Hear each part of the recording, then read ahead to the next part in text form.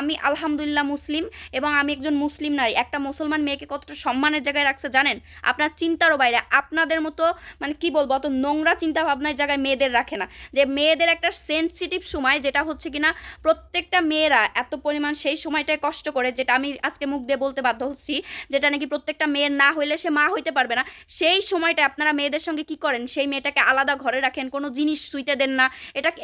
এটা তো আপনারাই করেন, তাই না? এটা কোনো মুসলিম ঘরের মেয়েদের সঙ্গে কিন্তু কেউ করে না।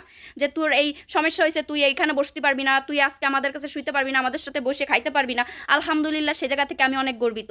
তারপরে বিয়ের পরে মাথার চুল দিয়ে স্বামীর পা মুছাই দিতে হয় না। আলহামদুলিল্লাহ আমি মুসলিম, আলহামদুলিল্লাহ আমি মুসলিম।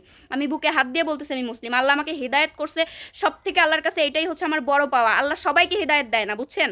আমরা প্রত্যেকটা মানুষ জন্মগতভাবেই মুসলিম, কিন্তু প্রত্যেকটা মানুষের একটা করে আল্লাহ পাকি করে দিছে। এরকম আল্লাহ পাকি করছে ভাগা, এই যে ভেদাভেদটা আল্লাহ পাকি করছে, কিন্তু সেখান থেকেও আল্লাহ প্রত্যেকটা মানুষকে হেদায়েত দেয়, সবাইকে দেয় না।